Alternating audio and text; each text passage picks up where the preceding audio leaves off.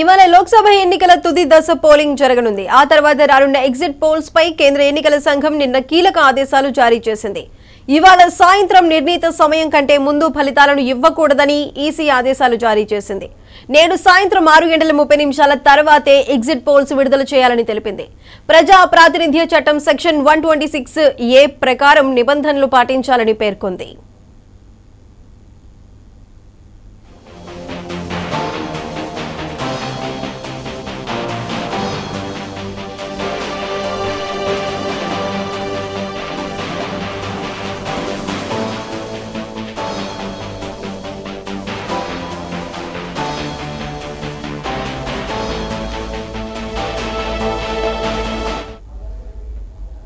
లోక్సభ ఎన్నికలతో పాటు ఒడిశా, ఆంధ్రప్రదేశ్ అసెంబ్లీ ఎన్నికలు, అలాగే దేశవ్యాప్తంగా 12 రాష్ట్రాల్లోని 25 అసెంబ్లీ నియోజకవర్గాలకు ఉప ఎన్నికలు జరిగాయి. నేటి వరకు ఎగ్జిట్ పోల్ ఫలితాలను ఈసీ బ్యాన్ చేసింది. పూర్తి స్థాయిలో పోలింగ్ ముగిసిన తర్వాతే అంచనాలు వెల్లడించాలని పేర్కొంది.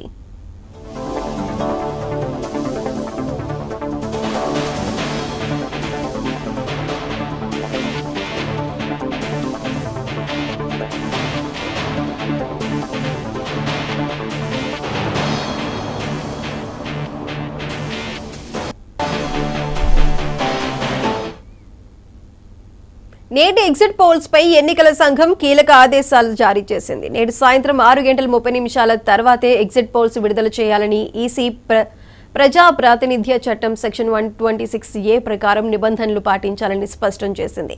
లోక్సభ ఎన్నికలతో పాటు ఒడిశా, ఏపీ అసెంబ్లీ ఎన్నికలు, 25 అసెంబ్లీ నియోజకవర్గాలకు ఉప ఎన్నికలు జరగబోతున్నాయి.